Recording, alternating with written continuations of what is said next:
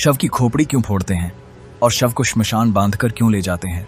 यह प्रश्न कई लोगों के मन में उठता है, खासकर जब वे हिंदू अंतिम संस्कार की प्रक्रिया को देखते हैं। मृत्यु के बाद की ये रीतियां केवल परंपरा नहीं, बल्कि गहरे आध्यात्मिक, वैज्ञानिक और रहस्यमयी कारणों पर आधारित हैं। गरुड़ पुराण में भगवान श्री कृष्ण ने पक्षीराज गरुड़ को मृत्यु, आत्मा की यात्रा और परलोक के उन गूढ़ रहस्यों का वर्णन किया है जो सुनकर किसी भी जीवित प्राणी की रूह कांप जाती है। मृत्यु इस नश्वर संसार का सबसे अटल सत्य है, जिससे कोई बच नहीं सकता। यह जीवन का अंत नहीं, बल्कि कर्मों के अनुसार एक नई यात्रा की शुरुआत है। आइए इस पूरे प्रक्रिया को विस्तार से समझते हैं, बिना किसी अंतराल के। जब किसी मनुष्य की अंतिम सांस थम जाती है, तब शरीर बर्फ की तरह ठंडा पड़ जाता है। उस निस्तेज देह और उसकी अदृश्य आत्मा के बीच एक रहस्यमयी खेल शुरू हो जाता है। मृत्यु के ठीक पहले पापी मनुष्य को यमराज के दूत दिखाई देने लगते हैं। इन यमदूतों का स्वरूप अत्यंत भयावह होता है। उनकी आंखें धधकते अंगारों जैसी लाल, नाखून तलवारों जैसे तीखे और चेहरे पर क्रूर मुस्कान वे प्राणों को बलपूर्वक खींचते हैं, जिससे मरने वाले को हजारों बिच्छुओं के डंक जैसा असहनीय कष्ट होता है। नेत्र उलट जाते हैं, मुख से फेन निकलता है और शरीर में तीव्र ऐंठन आ जाती है। प्राण निकलते ही जीवात्मा अंगूठे के आकार का सूक्ष्म शरीर धारण कर लेती है, जिसे अंगुष्ठ मात्र शरीर कहते हैं। यह आत्मा अपने मृत शरीर के ठीक ऊपर हवा में तैरती हुई नीचे का दृश्य देखती है और अपने परिजनों के विलाप को देखकर दुखी होती है। उसे अपनी मृत्यु पर विश्वास नहीं होता। वह बार बार अपनों से बात करने और उन्हें छूने की कोशिश करती है, लेकिन कोई उसकी पुकार नहीं सुन पाता। यही आत्मा की पहली भयंकर पीड़ा है। हिंदू धर्म में मृत्यु के बाद सबसे पहला अनिवार्य नियम है कि शव को एक पल के लिए भी अकेला नहीं छोड़ना चाहिए। गरुड़ पुराण के अनुसार मृत्यु के तुरंत बाद शरीर और आत्मा का संबंध पूरी तरह टूट नहीं जाता। आत्मा अपने मृत शरीर के आसपास मंडराती रहती है और उससे असीम मोह रखती है। यदि शव को सूना छोड़ दिया जाए तो आत्मा को भयंकर मानसिक यातना होती है। इसके अलावा रात के समय नकारात्मक शक्तियां, पिशाच और प्रेत आत्माएं अधिक सक्रिय हो जाती हैं। बिना निगरानी वाले शव पर कोई बुरी शक्ति हावी हो सकती है। अघोरी या तांत्रिक विद्या करने वाले ऐसे लावारिस शवों की तलाश में रहते हैं और उन्हें अपनी काली क्रियाओं के लिए इस्तेमाल कर सकते हैं, जिससे आत्मा प्रेत योनि में फंस जाती है और अनंत काल तक भटकती रहती है। इसलिए शव के पास हमेशा परिवार का सदस्य रहता है और एक पवित्र दीपक जलाया जाता है। यह दीपक अंधकार मिटाता है और आत्मा को सुरक्षा प्रदान करता है। व्यावहारिक दृष्टि से भी यह जरूरी है। मृत्यु के बाद शरीर तेजी से क्षय होने लगता है। कीटाणु पनपते हैं, चींटियां, मक्खियां आक्रमण कर सकती हैं। अगरबत्ती और धूप जलाने से दुर्गंध और कीटाणु नियंत्रित होते हैं। यदि मृत्यु सूर्यास्त के बाद हो तो उसी रात दाह संस्कार नहीं किया जाता, क्योंकि अंधकार में अंतिम संस्कार से आत्मा को शांति नहीं मिलती। पंचक काल में मृत्यु होने पर शव के साथ कुशाघास का पुतला बनाकर प्रतीकात्मक संस्कार किया जाता है, ताकि परिवार में और मृत्यु न हो। यदि पुत्र या पुत्री दूर हों तो उनके आने तक शव रखा जाता है, क्योंकि संतान के हाथों मुखाग्नि से आत्मा को शीघ्र मोक्ष मिलता है। अब आते हैं उस महत्वपूर्ण प्रश्न पर, शव को श्मशान ले जाते समय अर्थी पर क्यों कसकर बांधा जाता है? खासकर पैरों के अंगूठों को धागे से एक साथ बांध क्यों दिया जाता है? प्राण निकलने के बाद अज्ञानी आत्मा शरीर से दूर नहीं जाना चाहती। वह बार बार उस ठंडे शरीर में प्रवेश करने का प्रयास करती है। योग शास्त्र के अनुसार सूक्ष्म शरीर द्वारा भौतिक शरीर में प्रवेश का मुख्य मार्ग मूलाधार चक्र है, जो पैरों और रीढ़ की हड्डी के निचले हिस्से से जुड़ा होता है। अंगूठों को बांध देने से यह मार्ग अवरुद्ध हो जाता है। इससे आत्मा या कोई बुरी प्रेत शक्ति शरीर में दोबारा नहीं घुस पाती। यदि आत्मा बार बार टकराती है तो उसे भयंकर पीड़ा होती है। बांधने से यह व्यर्थ की पीड़ा समाप्त होती है और आत्मा को मुक्ति का मार्ग मिलता है। साथ ही दाहिनी और बाईं नाड़ी का संपर्क अवरुद्ध हो जाता है, जिससे बची हुई सूक्ष्म ऊर्जा बाहर नहीं निकल पाती और तांत्रिक शक्तियां नियंत्रण नहीं स्थापित कर पाती। इसके अलावा मृत्यु के बाद मांसपेशियां सिकुड़ जाती हैं और जकड़न आ जाती है।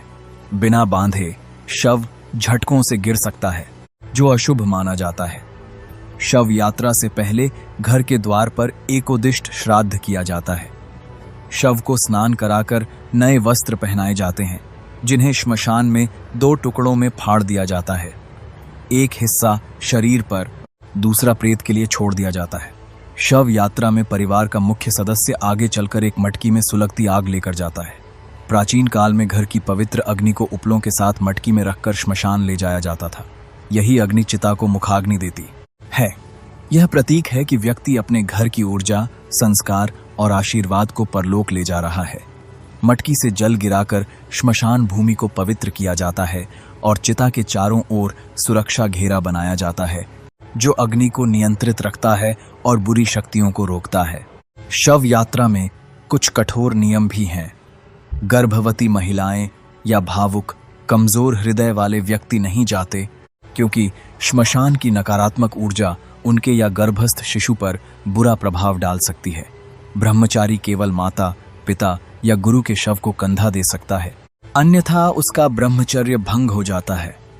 सामान्य व्यक्ति के लिए शव को कंधा देना बड़े यज्ञ के बराबर पुण्यदायी है। श्मशान पहुंचकर शव को चिता पर रखा जाता है और मुखाग्नि दी जाती है। फिर सबसे कठोर क्रिया होती है कपाल क्रिया। बांस के मोटे डंडे से शव के सिर पर प्रहार कर खोपड़ी फोड़ दी जाती है। यह देखना हृदय विदारक लगता है, लेकिन गरुड़ पुराण के अनुसार यह आत्मा की पूर्ण मुक्ति के लिए अनिवार्य है। मनुष्य के प्राण 9 द्वारों से निकलते हैं, जिनमें सिर का ब्रह्मरंध्र सबसे पवित्र है।